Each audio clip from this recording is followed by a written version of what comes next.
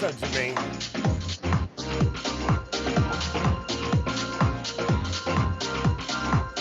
What's happening, man? How are you?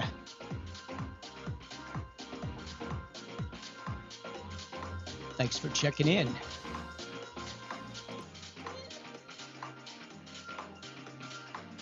Ryan joining us. New glasses. Is it? Oh, yeah, you don't have your clear glasses today. You know what? I sent them back. I scratched them. I had them fall off my face the other night, so getting some new lenses. That's all. What's up, Ty? And these I've had for a long time, but I had one of the lenses pop out during the pandemic and couldn't get it in for repair. All right, here we go.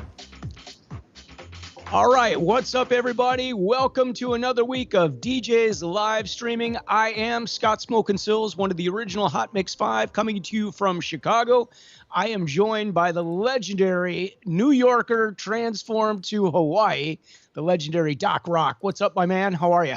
What's happening? What's cracking like people? How you guys doing out there this week? Yeah. I hope everybody is doing good or well or whatever the proper English is. Right. It's been quite a week. How's things in Hawaii? Good. You know, funny thing is our weather has been super good, and I just realized it's because when the sky got to clear up, our summer is in like boiling 100 degrees 5-6 days in a row. Our summer is actually mild this year, and I honestly think it's because the sky is much clearer now. We're getting crazy sunsets. Like, I actually been taking time out to go outside every day at sunset and just look at it because it's been dope recently. So that's cool. That's awesome. It's a good. We've had a great summer. It's been really hot. Lots of 90s, but then the last 3 days, like today is perfect. It's like 80 degrees. It's awesome.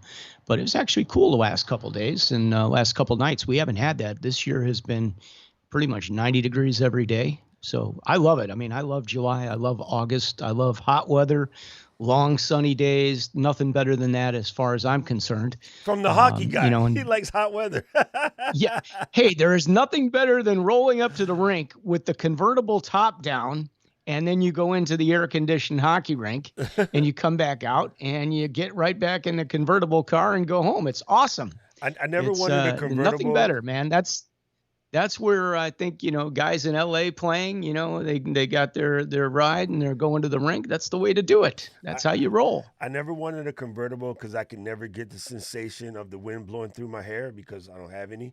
So I just like, screw it, keep the top on. Well, you would think it's like, oh, it's really windy or whatever. No, man, it's actually really comfortable. There's, I just love it. I mean, I'm a huge fan of that. Okay. So I got a 5.0 rag top. I got to confess something that I feel absolutely stupid about because I figure I should know better. I've actually even been there. I didn't realize how much waterfront you guys have in Chicago. I don't know why I didn't realize that. Yeah, but you guys got a lot. We have this little body of water called Lake Michigan. Yeah. And yes, it runs all the way up and down, all the way basically up to Wisconsin and keeps going. And it runs all the way down through Indiana and it keeps going and you can circle it actually. So you can really stay on those Great Lakes for a long time. Yeah, I never realized But yeah, that. we have I don't know why. Our area, like in Chicago, if Doc's from New York, and if you guys are joining us from, Hawaii, where he is, or whatever the case may be, we have this area called Lakeshore Drive that is just beautiful. It's gorgeous beaches and nice homes, and it's set back, so we have a bike path there, and we have a running lane there. And most of it's been closed because of the pandemic this year. They just reopened it kind of recently, but they won't let you stop. You can't go to the beach. You got to keep moving. So we're not getting to take full advantage of it this year, which is too bad. But it is beautiful. Yeah, if you've never been to Chicago, Chicago is an awesome city. I mean, it is a world-class, beautiful city. Contrary to what you probably see on the news or hear from the news of how bad Chicago is. Yes, we do have some issues. Make no mistake about that. But it is a great city. There are a lot of great people here, and it's a wonderful place to be. And there's lots to do, man. So it's a great spot. Highly recommended if you've never been to Chicago to come here. As far as clubs go, we used to have a pretty good club scene, but I think just like the rest of the world, Things are getting smaller. We don't have a club scene now, obviously, because of the pandemic. All the bars are still closed. Actually, the bars had opened for a period of time, just a little bit, but now they are all shut unless they're serving food. So, a lot of stuff happening here. You mentioned hockey, and hockey is closing down. We just opened up like a month ago, and now the governor is shutting us down as of August 15th. We cannot have any competitive hockey whatsoever.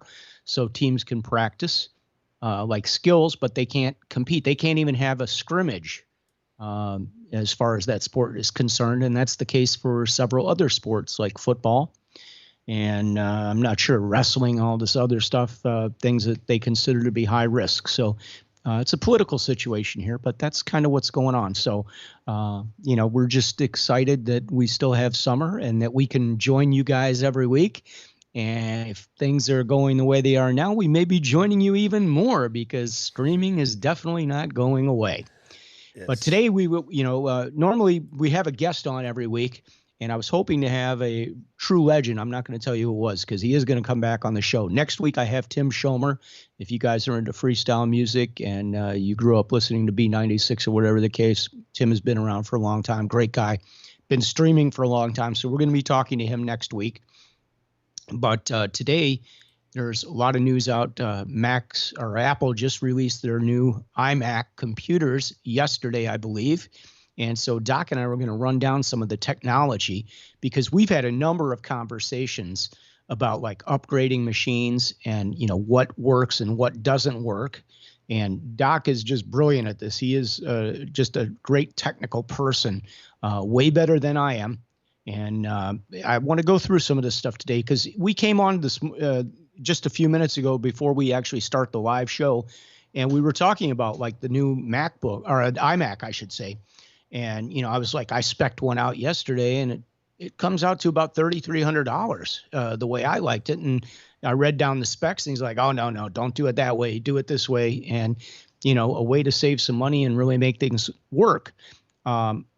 Just so you guys know the background, like when I'm working here at the studio, if I'm out at shows, my laptops are not brand new machines. I have a 13-inch MacBook Pro that's probably a 2013 or 2014, I guess.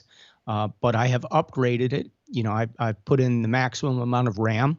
I've put in 2 terabyte or 1 terabyte solid state drives in all my machines. I also have a 17-inch MacBook Pro, which is what I use to stream my DJ sets off of. And I have an i7 processor in there. It's a 2011. And I put in a solid state drive. Well, I've had this iMac, which we do the streaming shows off of. It is a late 2013. And it was like a doorstop. Honestly, I was going to throw this thing out. I was so frustrated. I've been frustrated with it for over a year. It would take a half hour to boot up. And I turned around and I took it in and I got a 2 terabyte solid state drive put in this thing. I already had 16 gig of RAM. And I mean, I've had this thing checked out. I took it into Micro Center. They couldn't touch it. I've got all the RAM in there, everything that I need. Well, I took it to this place that has done some work for me before called Lappin Industries here in Chicago. And he put in a 2 terabyte solid state drive and changed some stuff in the back of my machine. This machine is like a brand new machine. It absolutely is on fire. It rocks. Like now I won't even think about getting rid of it. I was going to buy a new computer. I don't think I need to now. I'm really happy with it. So guys, if you haven't switched your drives out in your computers and put in a solid state drive, you are doing yourself a disservice. That's just my personal opinion. These machines can really go. And if you got anything past a 2013, they're great machines. And, with a little upgrade, I spent about $800 having that drive put in, which I thought was a lot more than I expected to pay for it. But that was the cost of the drive, the labor to move all the data and everything else. But it was well worth it. It's not money I wanted to spend, but I feel like I got a new machine now. It's got new life and should be good for a while. So, Doc, let's talk about these new machines and what they come with if you guys are ready to upgrade. Does somebody need a new iMac or can they make an upgrade to their machine? And what's the benefit of these new machines? What's in there that's so special that's going to make us all want to go out and give Apple some more of our money? Okay, so First, I'm trying to figure out. I think Restream gave us a crappy server because the stream looks horrible, but I'm looking at internet usage. It's not even taxed. Like, I have pretty nuts internet gear, and look, I'm not even using 2% of my signal. so so Yeah. I'm trying to figure out what Restream did to us today because it's normally flawless, but I think they gave us a Well, crappy server. I And can't.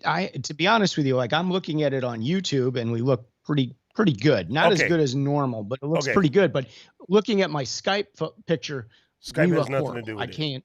Yeah, Skype has Yeah, nothing to do I with it. can't see anything because of the Skype. What I'm seeing off Skype is bad. Yeah, that's you're monitoring your own self internally. That doesn't mean anything. I'm just curious about the stream. Yeah. Anyway, if the picture quality is junk, we're going to ignore that because what we got to talk about is probably important, left, right, or indifferent. So, um, first of all, 9 times out of 10, most people can always get away with using what they got regardless. That doesn't mean you should, but you can. So, um, it's a matter of what your priorities are. Like if you want your stuff to be the dopest, then you're gonna have to throw at it, right? If you are cool with, oh, this is just good enough for government work, that's fine. So like take what we say and salt it to match your taste. Okay. Me personally, I'm always gonna go for try to put out the best. So even in a situation where Restream is doing what it's doing today, at least I know that because I started with the high level signal, it will still be passable. But if you started with passable and then Restream does this, now you're ineffective. So there's always that thought too, right? I learned computers from the day one, so we were garbage in, garbage out. You always want to throw the best at what you can. Okay, that Yep. being said, the benefits that are popping on the new iMacs, um, primarily it has to do with this 10th generation Intel Core processor. Now, without confusing people or without getting nerdy, I had to spend a lot of time last night trying to process in my head how I'm going to explain this in caveman so that everybody who is thinking about whether So I they, can yeah, understand. just so general folks can understand. Um, so the key element here is that the 10th generation processors have built-in built-in video encoder and decoders. Um, as a matter of fact, everything since about fifth generation has that, but each generation gets better and better and better and better. So with the current processor, not even talking about graphics card yet, the current processors can compress a video and uncompress a video much faster than the predecessor. So when you go to play an overlay, when you go to play a video in your stream, right? Say you want to show somebody a clip from YouTube, or you want to have a video background playing while you're green screened out so that you're dancing in Mumbai or something. The modern processor, the 10th generation Intels, will do much better than the ninth generation or the seventh generation or the fifth. Going off a recollection of your machine, I think you have like the third generation Intel processor, right? So, Probably like about right. there's a huge gap between what the third generation or fourth generation processor does than what the 10th does. And the curse of Macs, and I will always say this, the absolute curse of Macs is they tend to work really well. And what I mean by work is power on, open up a browser, let you type, let you do all of that stuff. But that doesn't mean that you're running in an optimal clip, right? So, for instance, now with this new iMac, there's no more regular hard drive. It's all solid state drives, right?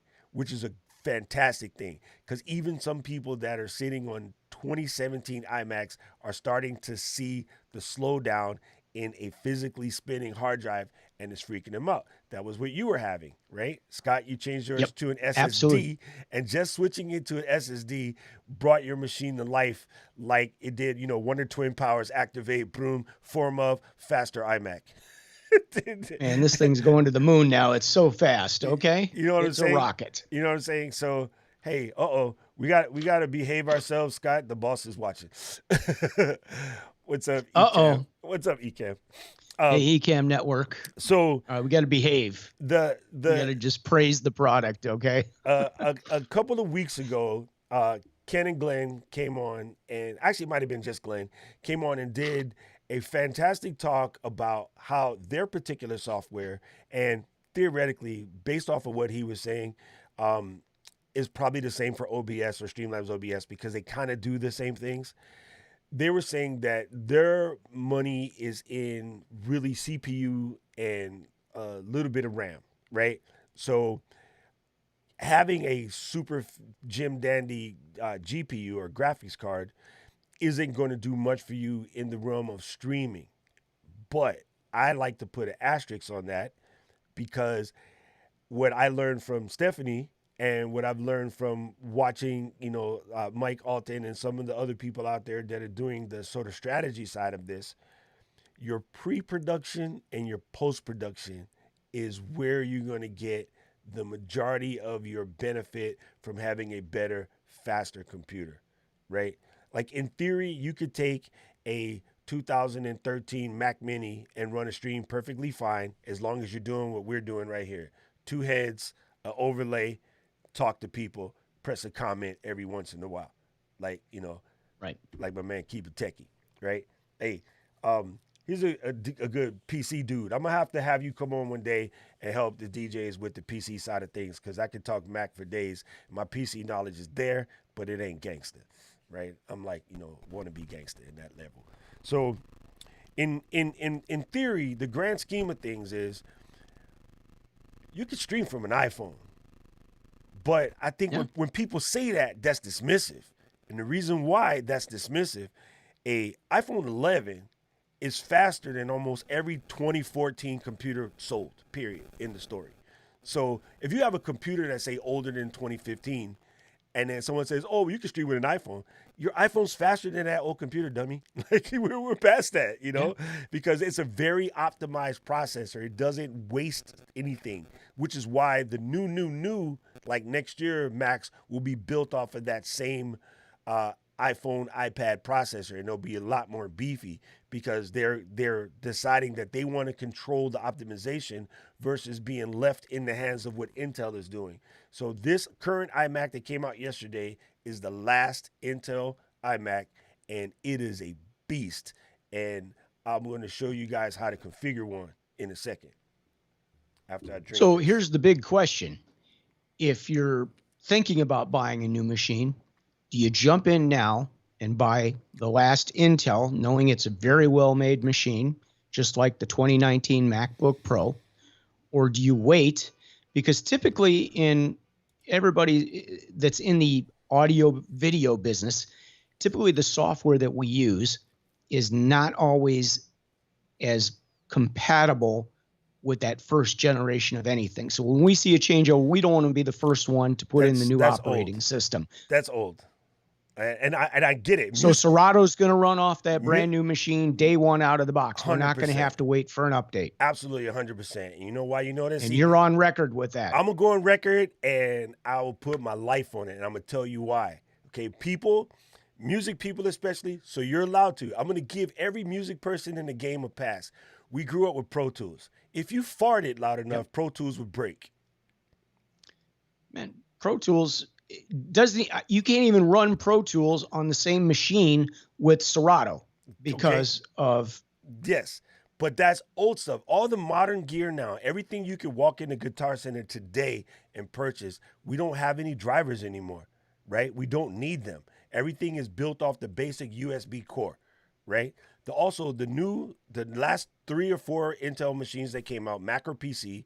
I know PCs like to use ASIO drivers, but that's more of a Windows 10 issue, not a Mac issue. The PC hardware, if it was running Mac OS, would run every bit of that music gear without a single ASIO driver. Those drivers are because of the way Win 10 works, and that's a different story. That kind of doesn't reflect us. The modern gear all uses standard core audio, standard USB. If you buy a gear from Mac, you don't have to install any drivers. You just don't. So we don't have that problem where the driver is going to break and then it's going to break when you update because the driver is broke. That part is gone. Now, the other thing to know, there is such thing as Serato for iPhone and iPad, and they work. The new machines are going to be built off of that same processor. So the development of the software for that processor is already done to this day. Like you can pull up, Serato controller for the iPhone or for the iPad. So that process is the same. It already works. It doesn't really have to do anything. Algorithm already works, right? It's been iPad from day one. It became Mac after the fact. Tractor, all these guys, they all run on iPad. So if your software already has an iPad implementation, your software will work perfectly fine when the new silicone comes out. That's great to know, because we're definitely going to want to see that put into play pretty quickly. Yes. So here's the question with the machines now. The newest one, is that a 32-bit machine? No, 32-bit or are they 64? 32-bit has been dead for 3 years. So what is my, if I'm on a 2013, am I on a 16-bit machine or a 32-bit machine? You're on a 64-bit machine. Mac's been 64. I'm on a 64 because since 2010. I lost a lot of my software when I've had issues with Adobe forever. And I use Adobe Audition, but I cannot run Adobe Audition anything past 2018.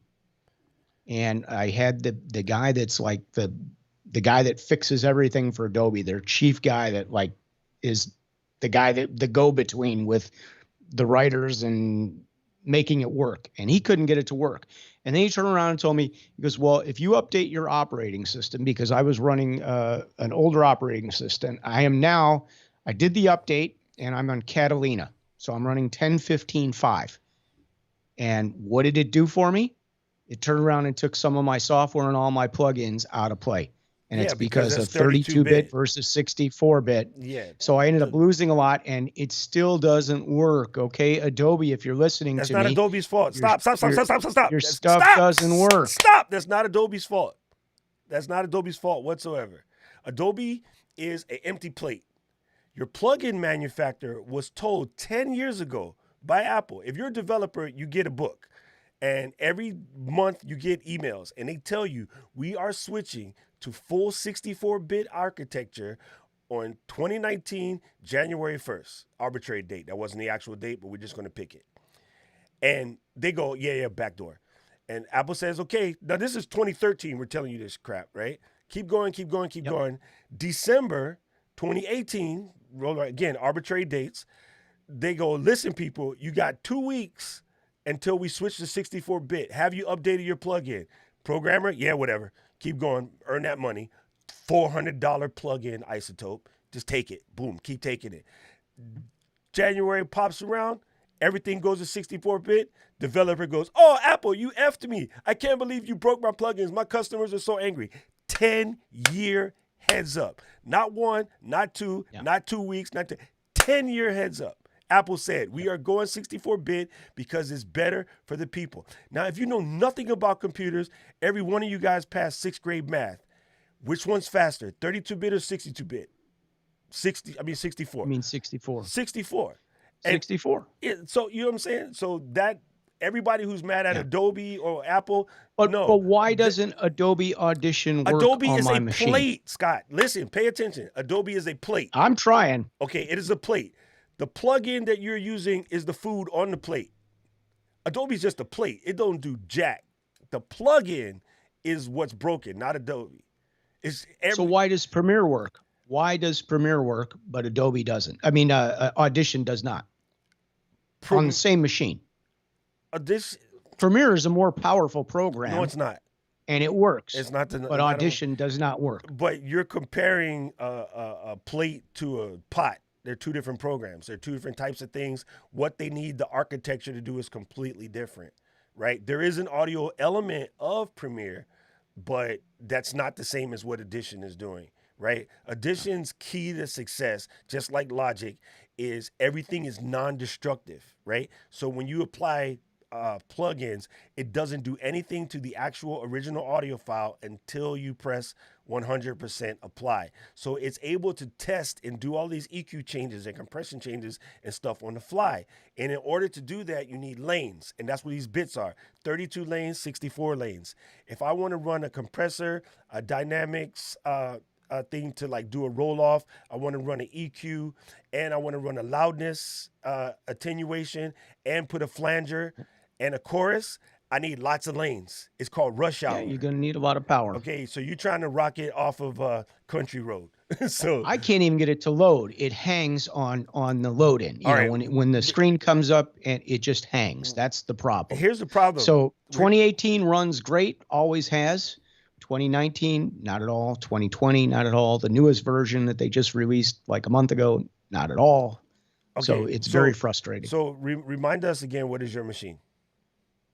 I'm running a 2013, late 2013 iMac 27-inch. Okay. Can a 72 Cadillac run unleaded gas? That would be a no. Exactly. Well, 72 would be 72 close. was A the 60s year. Cadillac, no. 72 Was was 72 the year? Yes. Okay. Okay. So yeah, you can't run it on unleaded. You need leaded. In computers, 7 years might as well be 80.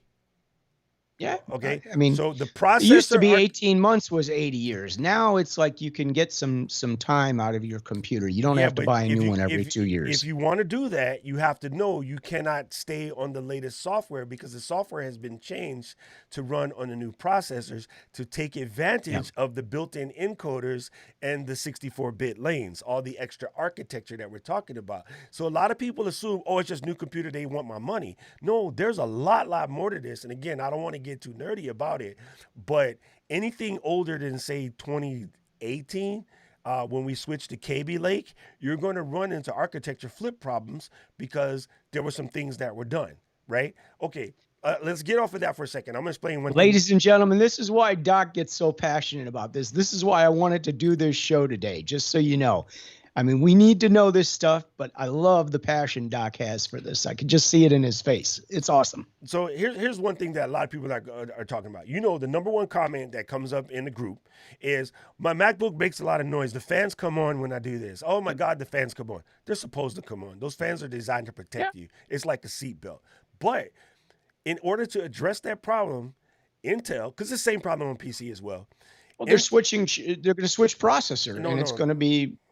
Okay, don't go that far forward. Let's stay right here. Okay, all right. In the 10th generation processor, what Intel did was they shrank the die that generates the most heat and made it wider so that it has a bigger heat dispersion. Then they put an air layer and a heat travel layer in between, like we're talking like nanometers, like less than a hair, like in the length of a hair. They actually figured out if they disconnected the top from the bottom and put a little airspace in between and a heat transfer chemical in there, they could cut that fan noise down 30%. So if nothing else, your 10th generation Intel processor, Macro PC, will not throw your fans anywhere near as fast as the 9th generation one. See, it's more than just software. Like there's a lot to this stuff, but people don't want to know that. People just want to, I want to turn it on and go. You know, people that say, oh, I just want to get in my car and drive.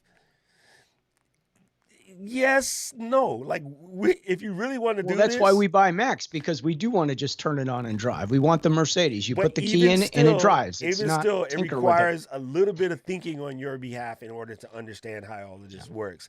And so it's very easy to be like, they broke my stuff.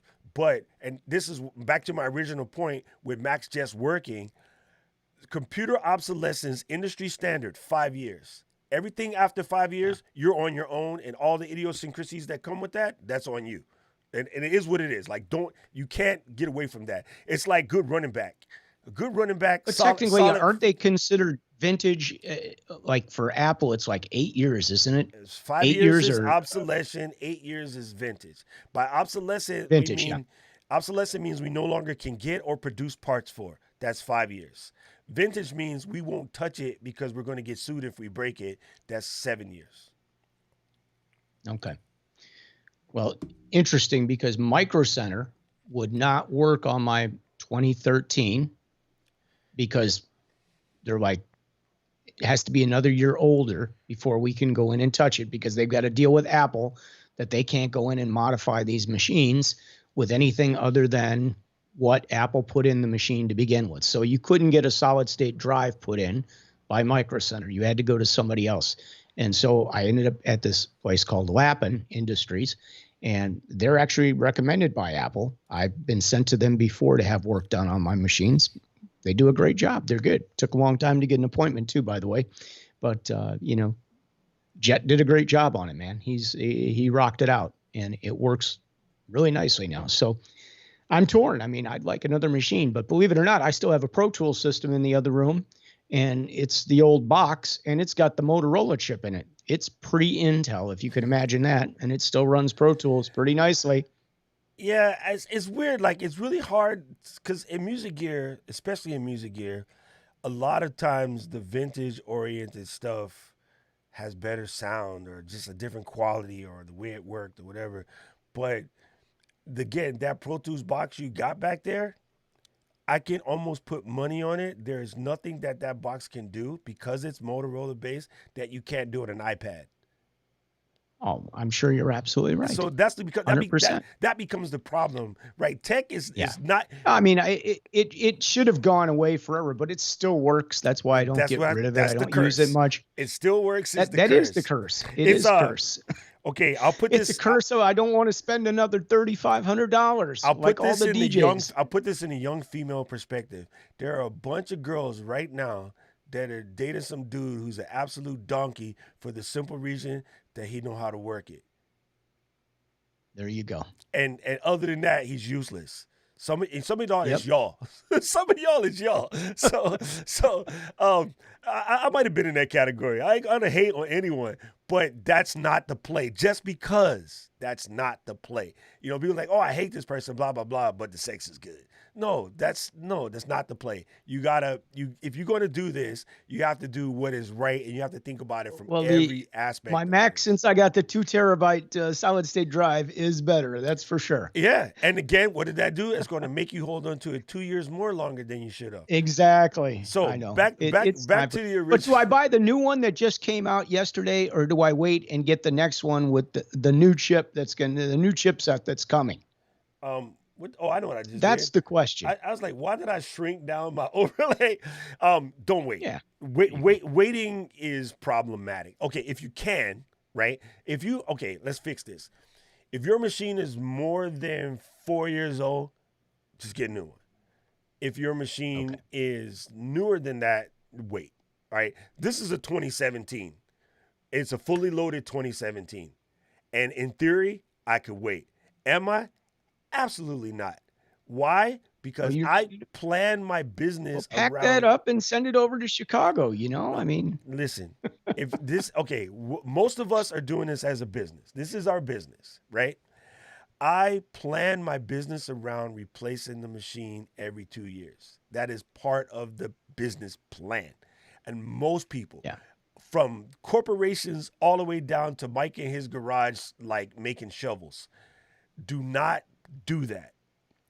Okay? No, I worked for Clear Channel. They definitely did not do that.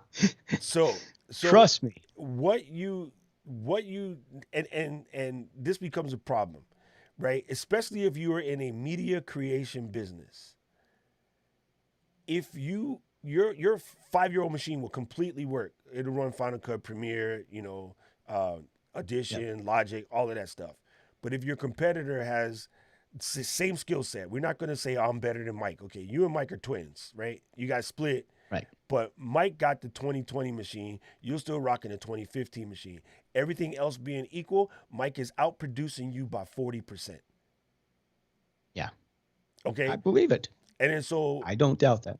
That's why if you're doing this from a business perspective, the best thing you could do is set yourself in a process where that machine goes away every 2 years. Do not fall in love with it. I give it name. I always give it a name. This is Vader. The old one is Sidious. Like I have my Sith Lords are all my machines. But nice. Vader is going bye-bye. Okay? And then in the end of August, Kylo Ren will show up and he will take his place. And I have no feelings lost for Vader, and he's been great. Like he's been the See, master. I'm guilty. Anakin, you're the If you dog. look behind me right now, I still have records from the 70s that are original. I have a hard time getting rid of stuff, okay? Records is a different I still story. have my 1969 baseball cards. I still have my 1960s bobbleheads. So I have a tough time getting rid of stuff. That's all Okay, I can say. I'm going to address Jason real quick because Jason brings up a very good and valid point. He says 75% of the users don't need the power behind the computer they buy. I would say yes for people that are buying like a fully loaded iMac to write real estate contracts or to Yep. to do stuff like that. But if you're doing media creation, that means YouTube, gaming, music, Photoshop, Illustrator, any of the above, yeah, you will always use that power because the applications And I nowadays, tax my machines to death. If you saw what's on my machine, you would be really surprised because yes, I've nowadays got the so many software drives attached to it. nowadays software is Yeah. able to keep up with what the processors do. In the old days, software wasn't really optimized to use full processors, and it's just a thing. But also, Jason, to bring that back around, I don't know if you've heard this before, but the humans, average people, don't use but 10% of the brain capacity. So maybe that's just a thing. Maybe that just comes with being a human. It's hard to wrap my head around that. But yeah, it's again, if you're just a home user, keeping up with the latest and greatest is throwing money at the wind. And if you got it, cool. And if you don't do it.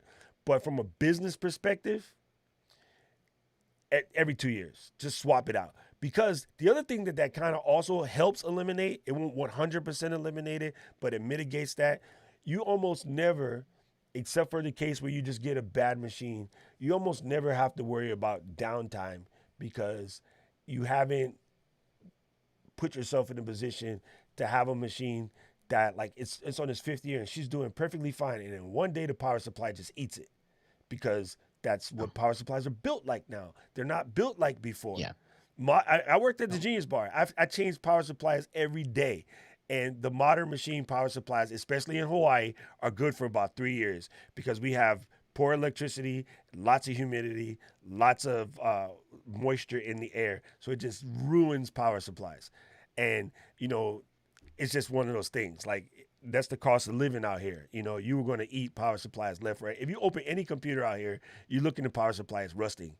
Especially if you live in like Kaneohe or Waikiki or somewhere near the water, it's going to rust. Almost everybody lives near the water here. It's not that many people up in the mountains, so that becomes an issue, right? And again, Well, that's an issue for people down in Florida with their cars and everything else. Yes, exactly. And totally. if In your Chicago, we don't neighborhood have has that rusty issue as cars, bad. if you have rusty cars Yep. in your neighborhood, you're probably going to have it. But you know what people don't do? They don't think about, oh, let me put a dehumidifier in the room that the computer's in so I can control the temperature and I can slow down the rust. Or let me put on a battery backup so I can control the brownouts, so I'm not hammering my power supply all the time. My battery backup down here pops on about 10 times a day because I live in a spot that has horrible power. And that all takes its toll on the machines. So it's another reason why I don't like the home machines very long because I know in about year 4, the power supply is going to go anyway. So again, like if you, in your business perspective, if you plan for this, you don't have a problem. It doesn't come out as, Yep. oh my God, another $3,000. You know what I mean? You plan for it. Yeah. And so what I like to tell people, and Ryan, who's here, he said, easy Mace Windu. Ryan, who's here, we talk about this all the time. Like people in our business, photographers, videographers, DJs, MCs, like all of the above, you should take 10% of everything you get, immediately put it away. This is the machine fund because that equipment, your wireless mic, your turntable, your Yep. needles, all of that shit's going to eat it, and you're going to be like, I Yep. got to buy some needles. But if you had planned Yeah. for that, it's not a problem. Well, DJs have seen that especially with wireless mics because of the changes in frequencies and things. That's been a big talked about issue for the last couple of years, that everybody's having to get rid of a lot of their microphones depending on what they had. And, if you get the better microphones now, you're buying them in a frequency range. A Sennheiser, you're getting it in, whether you're getting it in the A zone or the B zone, whatever the case may be, that's a part of our expense right now for DJs, Jason as has well as your. Jason has a great comment. As you're buying that computer and taking it home, it's outdated. That is so true. That's like when you It's take like driving your car off the parking lot. Okay, yes, that's the deal. yes. And my brother says, voltage regulator and power conditioners also help. Like it's like drinking filtered water.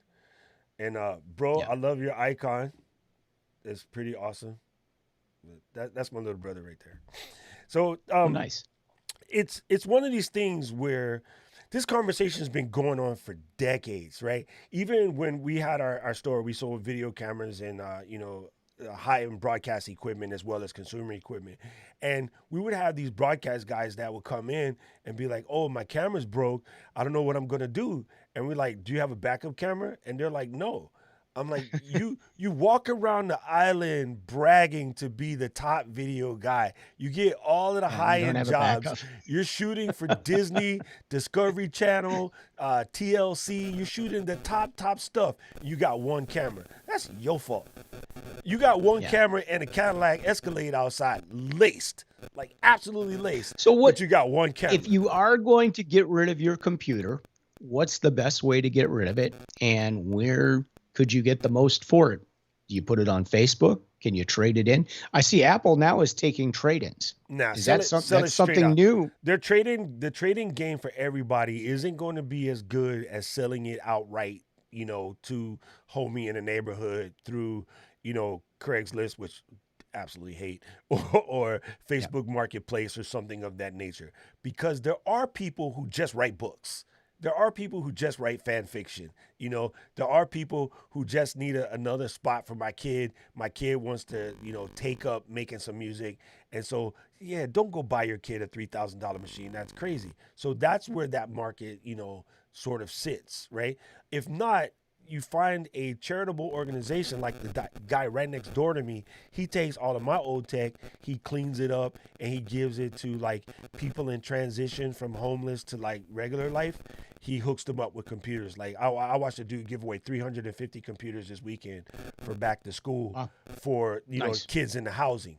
Right, so That's awesome. I'd rather do that than trade it back to Apple and get like, oh, we'll give you $100 for it. You know what I'm saying? Yeah. So there's an organization like that somewhere in your neighborhood too. It's just because people ain't on the opposite end of that, they don't tend to look for that. But that's the best way, and that works with anything. Oh yeah, Jason also brings up another point. If you do video, and I think Logic might also be able to do this. I can't remember offhand. You can take your older machines and set them up as a render farm. And so what that means is when you're compiling your project, you can let the old machine do the calculation because you don't care when it's finished because it's doing something. And that frees your master machine up to do its own thing. That's something that we've always done, always set extra machines to do rendering and stuff like that. You know what I mean?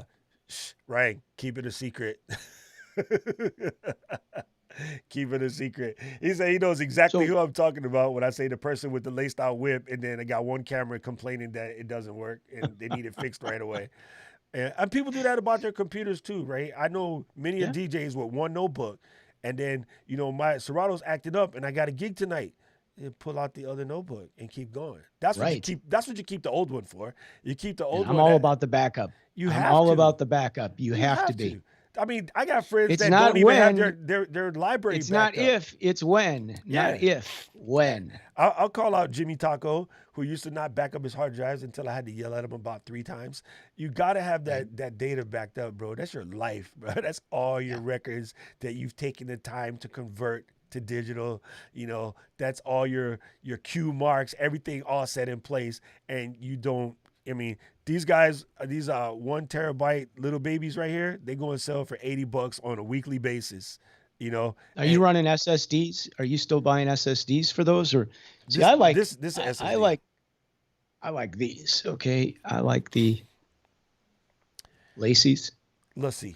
It's a 4 terabyte Thunderbolt, and I keep a couple of these for each one of the computers, not just for one computer. I keep them for, I keep like 2 of them for each computer.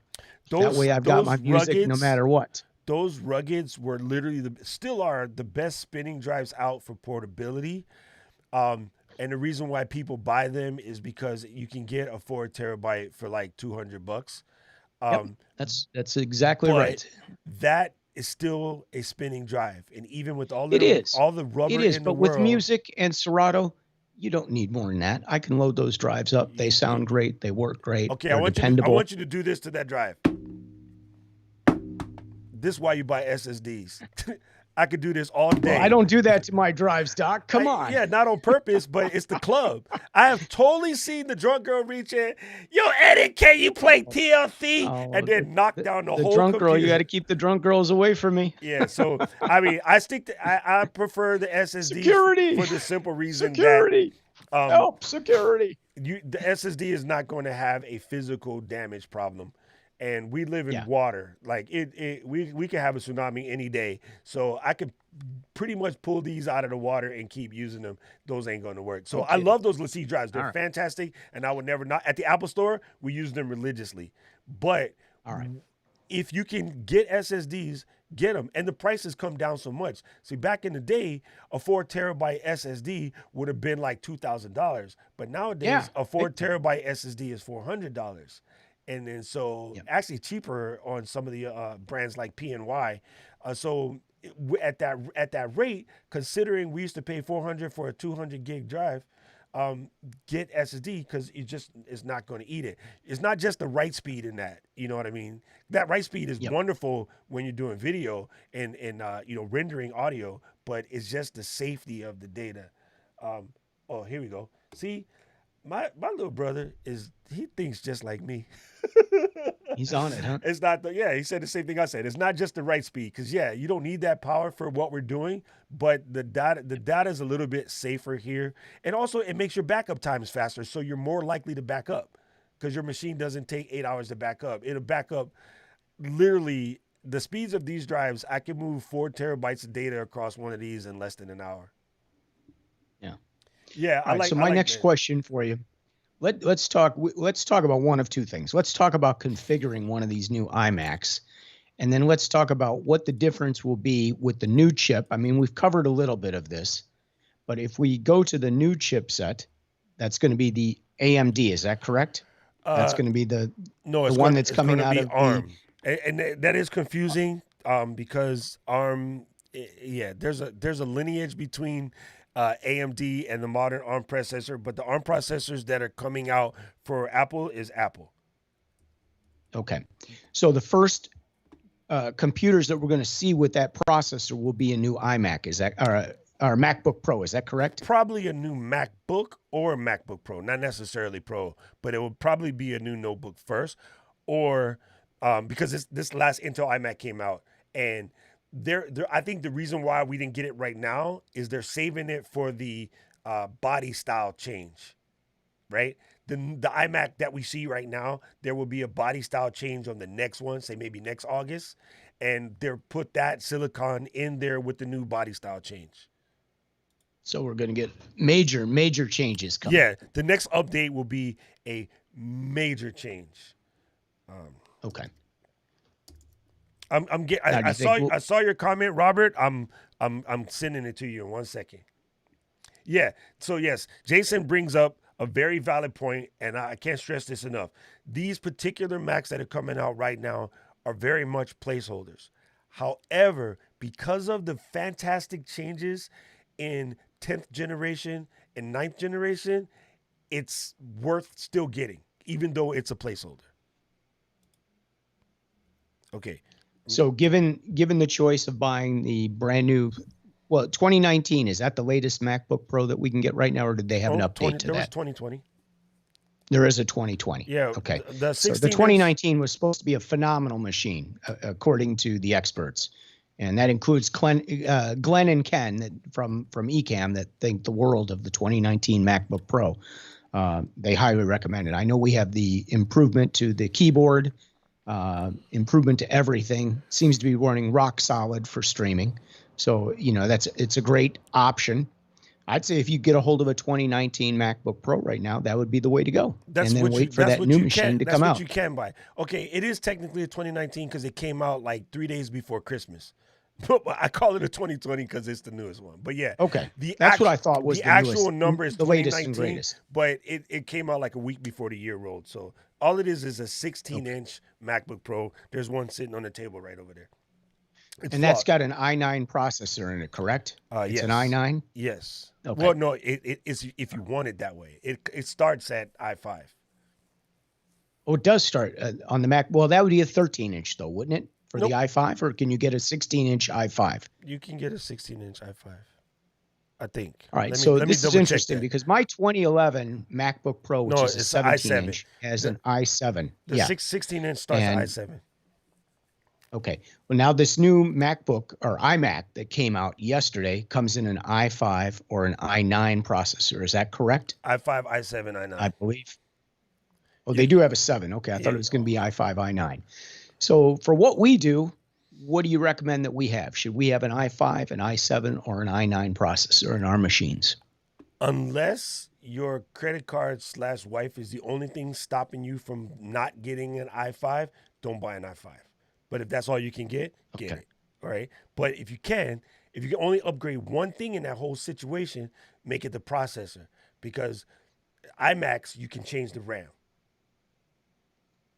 Okay. Let that soak So- for me, because iMacs you could change the RAM. Yeah, So before you couldn't do that. Well, with the No, iMac, you could. iMac you but always could. It's the MacBook Pro.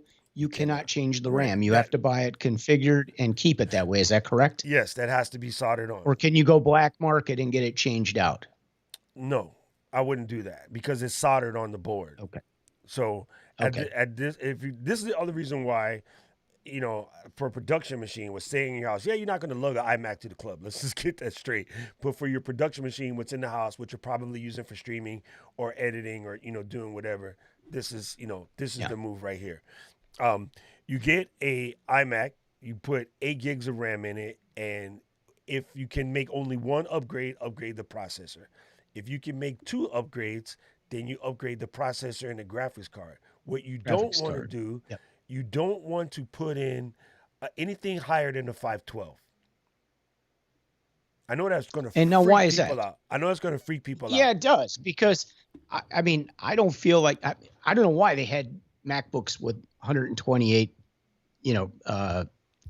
hard drives in them as a base, and then it went to 256, and now it's like 512. I don't know about you, but I mean, I load drives up like crazy because of music and software and everything else. I don't feel like it's enough. And I made the mistake. The last iPad that I bought, I have an iPad Pro and I bought it big, but I bought an iPad just to run some lighting. So I was running the DMX lighting with basically nothing on that thing as a base. It's not even enough to run the lighting because the software, there's just no drive space on those things. You can't put anything on them. It's almost like a waste. I don't know why they sell a product that you can't even load up. I mean, there's just not enough with, I think it's got 32 in it. Or I don't know if it's 32 or 64, but it's bad. I mean, it works great, but I can't put anything else on it. I just run the lighting. So I have the ADJA lighting program for it. And that's what I run, the Bridge, which is a great product, by the way, if you're running a couple moving heads and some uplighting. It's a wonderful piece. But that's what I'm using, and it works, but I'd like some more space on that thing. So if you go 512, what would you do? Are you going to – I know you've got a jerry-rig way of doing your machine. You put a solid-state drive on your machine. You told me how you did it after I had already ordered up to get mine as a 2 terabyte. But, share it with our listeners and our viewers and tell them what you do as far as that goes. Okay, so it's an iMac. All right? So you're not going to open it and change the drive. But you don't have to. These guys are fast, right? Again, it's not going to be as fast as the internal, but these are fast. It's not the same as the external spinning drive you bought from Costco. Those are slow. So that's why they're irritating, okay? But you can buy a PCI 4 modern SSD, 2 terabyte for $150. And then you're going to buy a Thunderbolt 3 or 10 gigabyte Ethernet enclosure for that same drive for another $100. So for $300, I could put a 2 terabyte drive on the back. right? Now, let's Okay. switch. Are you putting your operating system on that also, or No, are you going to no, leave no, your no, no, operating no, no, system no, on the no, no, 512? no. Just pay attention. See this right here? 2 terabytes, $600. For Yep. $600, I can start building you a Synology 6-bay drive that you could get close to 20 terabytes out of. Right? At 8 terabytes is $1,800. For $1,800, I can build you a 40 terabyte Synology that, using the 10 gig Ethernet, which is the $100 upgrade, you would transfer 3 times faster than any of these, right?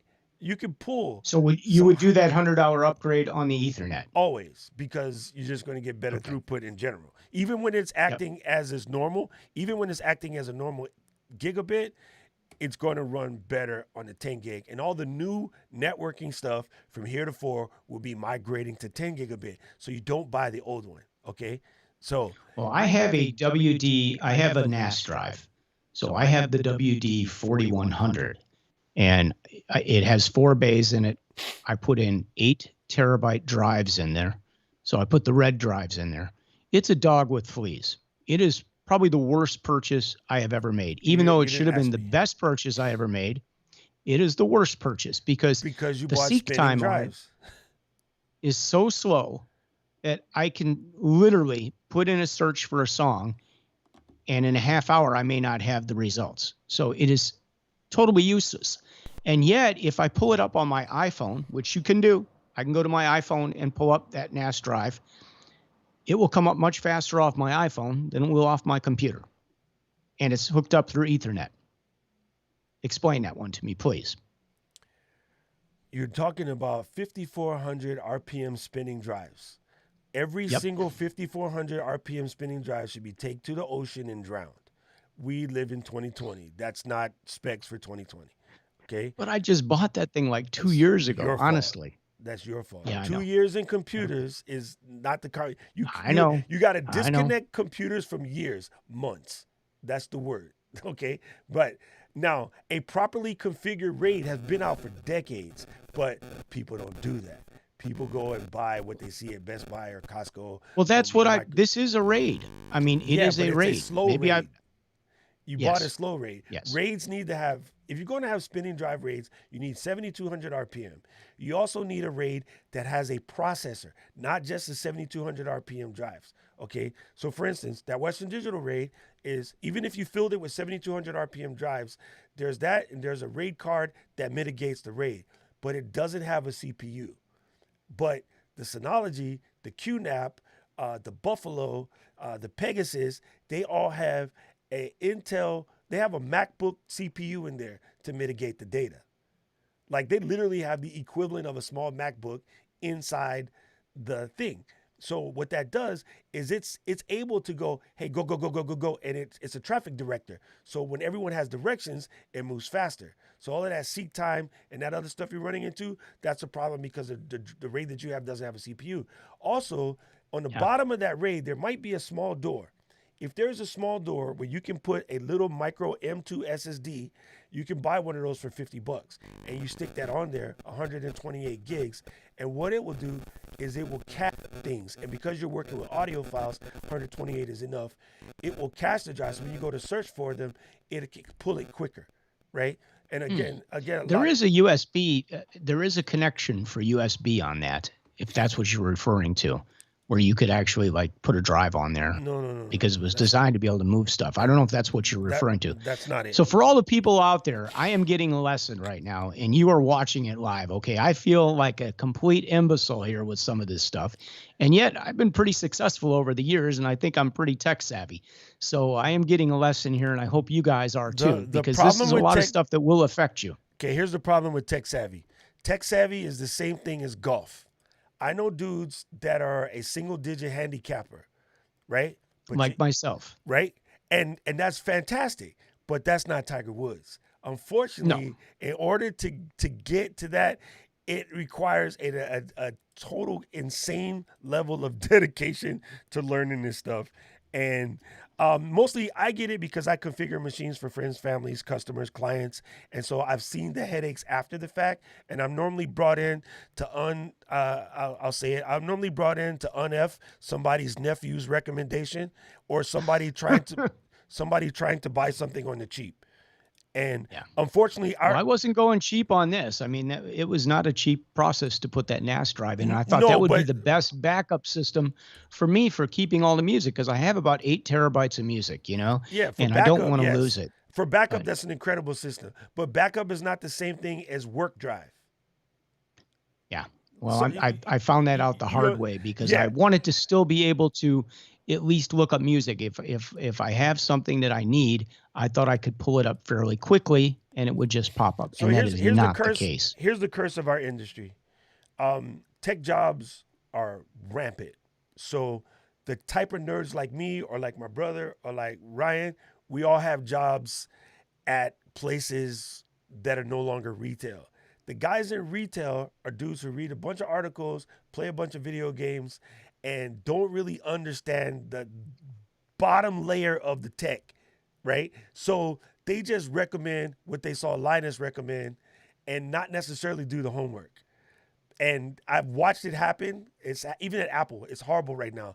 Like the guys that I trained when I was at the Genius, most of those guys are gone. The new geniuses, like some of them dudes, I want to choke them. Like I've gone in and explained to them exactly what's happened, and they say, "Well, have you tried installing all the latest updates?" I'm like, dude, did Yeah, you listen to me? The that's first statement out level of my one mouth, support. the first statement out of my mouth is I did Apple tech support for 10 years in this exact Genius bar in the exact same spot you're standing. Of course I did that, dummy. I know better. But they're not trained to listen. They're trained to follow a chart. So Yeah. they don't necessarily hear that stuff. And so the other problem with Best Buy kind of stopped it, so they're not that bad. Some retail stores still have spiff programs, and so a spiff program says if I recommend a Toshiba this week, I get $100. If I Yep. recommend a Yep. Lenovo next week, I get $100. If I recommend the Mac the week after that, I get $100. So they're going to recommend you what's on spiff and not necessarily what's correct. Absolutely. Yep. Absolutely right on that. Robert said he learned more from you guys than Google, and Junebug says, I boot off for 250 gig, around $40. Yes. And then depending on what I'm doing, that's doable. Basically, run the applications off the drive. Yes. So that's the way I treat the iMac. What goes on the internal drive is programs only, nothing else. Yeah. Like the reason why, to go backwards to what Scott was talking about, the reason why they sell a 32 gig iMac is because the primary purchasers of iMacs iPads do the majority. This is iPad, yeah. Everything in the cloud, right? The majority of the purchases of MacBook Airs and small MacBooks and even entry-level MacBook Pros do everything in the cloud. They don't need the drive space anymore. Us content creator people are the only ones that need drive space nowadays, right? Everything else is well, in my all in situation, the air. the program, so the software, which is the AD, I don't have it in front of me. I should have Lighting pulled is that in here. content creation. But lighting yeah, is content you needed creation. space to store the program, which I didn't realize is on content creation. Okay. Yep. That's is what it is, right? It's production. Let's just switch. I use content creation because it's the more modern word, but the absolute word is production. I love it too. By If the you're way. in production, you will always need space. So nobody in any production, anything should ever buy a 32 gig anything. Period. Because you will create files that are huge. You just can't help it. It's part of the deal, right? Yeah. I hear horror music popping. That's awesome. That's for you, okay? That's me. That's my brain after you've told me this. I did put the link in for the PCI SSD. I put in the Saberint. This is my recommendation on these SSDs right here. This is a Saberint 1 terabyte NVMe 4 PCI 4 M2 internal SSD. I want you to check the write speed on this bad boy. Did they put it? Let me find you. This is going to crack you up. The write speed on this drive is something like 5,000 megabytes per second. Wow. The internal drive on that iMac bought from the Apple Store on last year's iMac was 1,300. The new iMac that just came out yesterday, their internal write speed is going to be about 3,000, 2,800. This external write speed is 5,000. Okay, and the 2 terabyte version of this bad boy is 429, right? On the Apple page where we was here, the 2 terabyte they put 600. It's like $600 upgrade, yeah. For a slower upgrade, drive. not even. For a slower drive. You feel me? How much is do they have a 4 terabyte on there? Go back to that other, if you don't mind going back to the other screen. Do they have a 4 terabyte? It's sold out. Because I need like 4 terabytes for just carting around music to shows. It's $800. $750. $750. And you need 2 of them. See, you see where I'm going with this, Doc? Slow down, pimp. Look, 4 terabytes over here, 1,200 bones upgrade. Let's go back to stock. 1,200 bones. So this is why you don't buy internal from here. You buy it external, and you put it in a Thunderbolt 3 enclosure. Do not buy these USB 3 enclosures. USB 3 is fast. USB 3 is fast as you think you are until you roll up against, say, even me with my spinning drives, I do have the Thunderbolt connectors on them, okay? So there they are. Thunderbolt. Just so you guys know. Yeah, so Thunderbolt, they are nice. Well, because I think people misconstrue that this connector looks like USB-C. USB-C transfers at 1/4 the speed of Thunderbolt 3, and we're about to jump to Thunderbolt 4. So I know in the PC realm, Thunderbolt's not very prevalent unless you have like Gigabyte or MSI boards, some of the higher end boards. But in the Mac space, all of those ports that look like USB-C ports on your computer, they're all Thunderbolt ports. And then when you buy a dock, not me, but the thing that you plug your stuff into, you buy a Thunderbolt dock. You don't buy a USB-C dock because it's going to allow you. Which is it? Which one is a good one to buy? Are you buying something like the Elgato that's like a few $100s that has all kinds of stuff on it, or are you buying? They're all a few $100s because of licensing. You know what I'm saying? It's not just the hardware you're paying for. Yeah. Thunderbolt licensing between Intel and Apple costs, money, and it's mostly Intel. So there's a huge price to, like, if you're looking at an audio interface and you want to get something that's Thunderbolt versus USB, there's a big price difference. It's huge. And audio interface is not really necessary, but yeah, I get it. Okay, so this is a Thunderbolt 3 Pro dock, and it has everything. This is what I currently have. If I was going to replace it today, I would buy the Pro, which is this. Dang it, that's not what I tried to press. Sorry. I would buy. We need to put some links up for this stuff in the description so that everybody can see this stuff. It'll be when the video goes to YouTube. Okay, so this is the Pro dock, and it's going to give you your 2 Thunderbolt 3 ports, and you're going to get backwards compatible, so that it will work with your USB-C stuff and all of the above, but it's just cleaner. And the key elements here is that display port out. So when you use a proper display port versus HDMI to run your external monitor, it taxes your computer less. You got high-speed SSDs. You got an eSATA port over there, which is going to allow you to connect your external hard drives faster through eSATA, which is, again, people don't talk about. But if you're going to buy a RAID, you want it to be connected either through the Thunderbolt or the eSATA, not the USB 3. It's USB 3 just can't push data like that, or data. I don't care which one you call it. So yeah, like potato. There is definitely some there's some thinking this stuff all the way through and building it correctly. And so we got to get off the idea of leaving everything on your master internal drive. That's just not the way anymore. Yes, it works, but even that's holding up your machine. For a long time, that's always been the better way. If you could run external and keep your programs internal, that was a better way of doing it. It just became a convenience factor with music. Now that you've got the SSDs, they're pretty quick.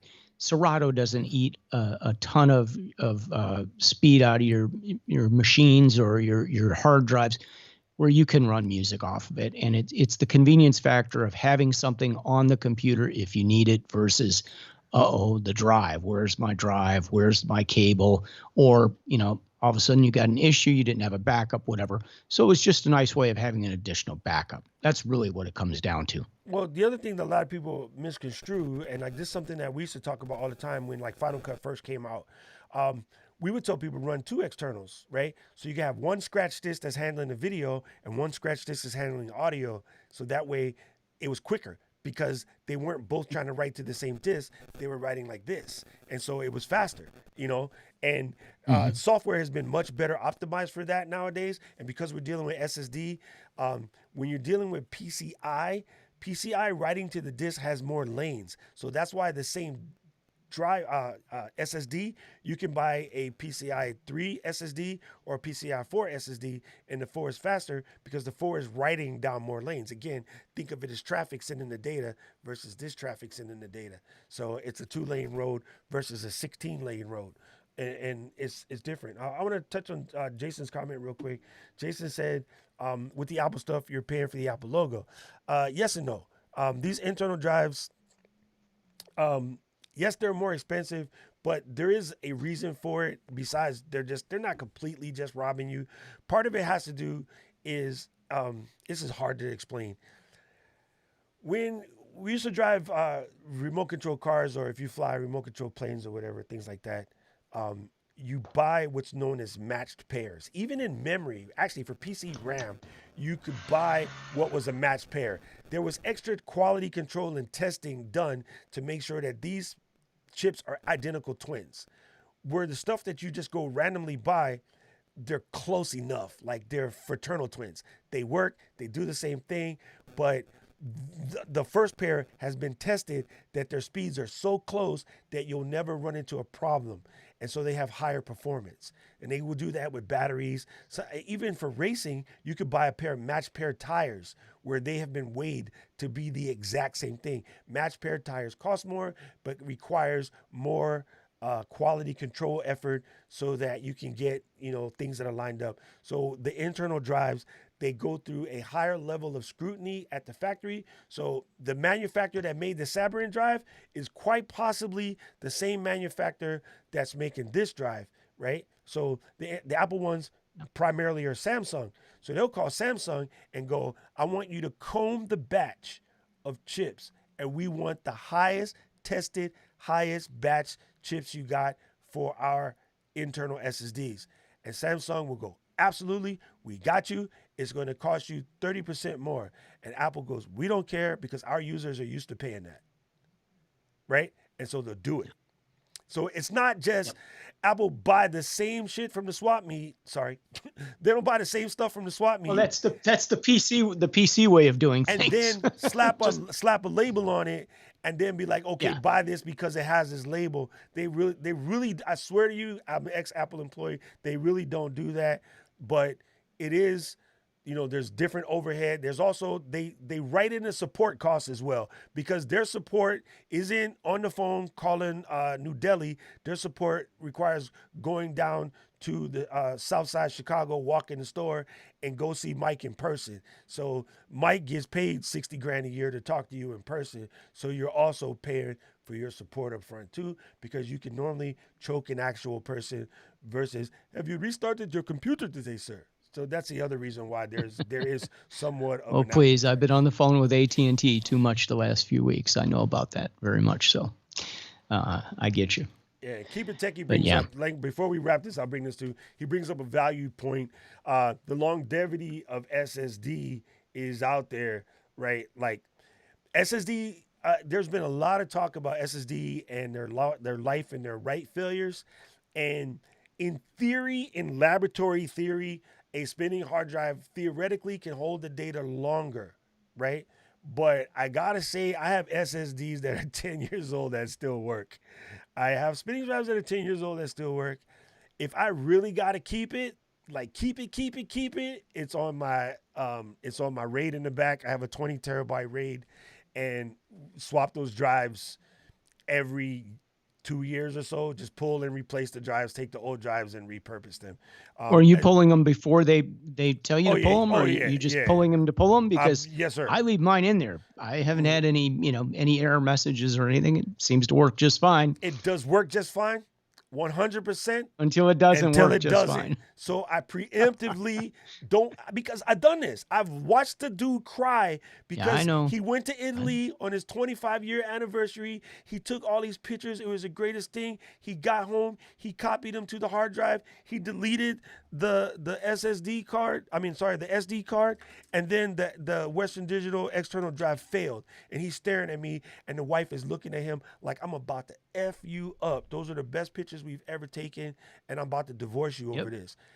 So Yep. why wait for That's the when drive it to costs fail? $1,000 a drive to get it fixed. Okay. Right? You replace the drives before they fail, folks. Don't wait. If you have a backup drive that's 2-3 years old, stop pressing your luck, son.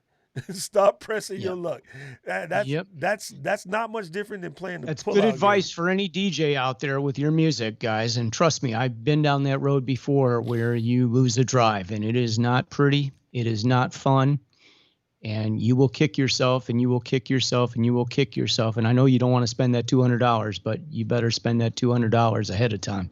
It's a lot cheaper than the $1,000 or $1,500 down the road. My brother said, I heard SSDs need to be powered every so often to keep that memory not short. You know what? That sounds logical. I can't confirm or deny that, but that sounds logical. And I hate to break it to you folks. My little brother is 20 times smarter than me, but I got more game. That's scary. That's scary. Okay.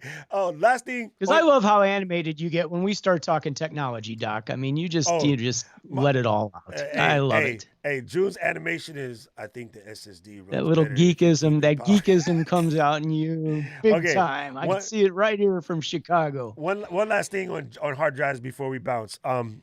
Because I do think if you guys got nothing out of today, it's going to be about backing up your stuff, especially all the DJs with their tracks and stuff.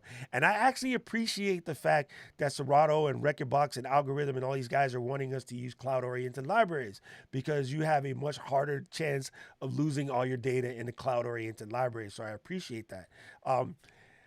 I think maybe one of the best things you could probably do if you don't want to invest in a QNAS or Synology, it's really inexpensive to take an old PC and build what's known as an unraid server or a FreeNAS server. And that's where you can take a bunch of non-matching, those big 3.5 inch, heavy drives. You can slap them in an old PC, connect them up through all the SATA cables, run this software, and it will allow you to build a RAID where the drives are hot swappable, exchangeable, expandable, and all of the above. FreeNAS costs nothing. You just need an old PC housing and about maybe 2 hours worth of YouTube watching. Unraid is $129 for the best package. And again, my Unraid in the back has 8 drives in it right now, and it's about 20 terabytes, and I'm about to add 5 more on Saturday to bump it up and replace some of the tech in there. And what makes it fast is that has a 10 gigabit network card in there. This iMac has a 10 gigabit adapter on the back, so I can literally transfer 5, 6, 7 terabytes of data in less than 5 minutes off of that connection. Like, it just flies. And what's good about those is any one drive can fail. You just replace that drive, and they don't have to be matching drives. The RAID that you have to replace it with the exact same drive or it doesn't work. So that's a good option. And maybe if you guys have opportunity, go look up Unraid or FreeNAS and build yourself a pretty dope NAS in order to keep your stuff together, or just give up and buy yourself a Synology or a QNAS. Even if it's only a 2-bay, it's a really, really good way to keep your stuff in there. Also, with these guys, Keep It Techie brought up, if you have Unraid, I believe FreeNAS too, you can also spin up a Nextcloud instance, which allows you to have your own Dropbox, right? So you store all of your music and stuff in there, and if you were on the road and you're at a gig somewhere, if there's an internet connection, and somebody asks, "Oh, could you pull out this weird obscure song?" and you know you have it back at the crib, you'd actually be able to pull it to your Serato because you could just get it yourself. You know what I mean? So Can you pull it to your Serato, or are you just pulling it into your? I mean, I do that with an iPhone now. Yeah, with so my NAS, I'm able to do that. Yeah, same thing. But I can't pull it into Serato because it would have to download and it would have to be loaded into Serato. Yeah, so it's basically the same kind of concept. Does the DJ softwares haven't figured out let people connect to their own cloud servers instead of just using what they force you to use? Maybe somebody will come up with a plugin or a workaround for that. But even if you had to drag it to your desktop first and then drop it in, it's only a couple of seconds, you know? So it's not really that big a deal. But it's very important, though, to get your music library, that's your life, son. That's your equivalent of a race car, right? All right, well, now that we're talking about, we're talking a little bit about the streaming side of things here. I'd like to do a show at some point. You know, we have some major changes coming. For any of you guys that have used Algorithm DJ and you've used Spotify, supposedly Spotify is supposed to be obsolete now and not work with any other third-party applications or software. But right now it still works. We're a month beyond. It was supposed to stop in July. We're in August. It still works. Yet Algorithm has recommended Tidal. Now, I could tell you they had a 90-day, if you were an Algorithm customer like myself, and I loved the software DJ with an iPad and that's what I use. And Spotify. I just thought that was the greatest thing ever. Absolutely. And they've taken it away from us. Like they do everything with the DJ. They take everything away from us. They take our instrument, the turntable away. They take Spotify away from it. They take all the good stuff away from us. But they didn't. So they're giving us Tidal, and Tidal, like I couldn't get my song libraries, you know, my playlist to come over using the software. Didn't work for me.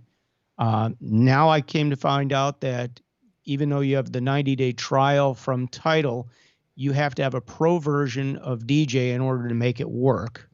So there's a lot of stuff. I'd actually like to do a show on this, Doc. I'd like to do a little demo and show the guys, you know, like the Spotify DJ versus Tidal DJ. And now I'm understanding that we can get Beatport, which has like all 9 million songs or whatever available. But again, it's all like dance and house music. That's usually not what I run into a situation with a corporate or a wedding client that's looking for one of those songs. I usually run into the weird stuff that I would never, ever play or never want to play. That's what they're asking for. And I found Spotify to be great. Tidal had only about half of what I normally play in my library. If I'm matching playlist to playlist, it's probably 35 to 40% less than what Spotify had. So I'd love to do a show on that at some point. Now, next week, Tim Schomer is joining us. So those of you know him from B9.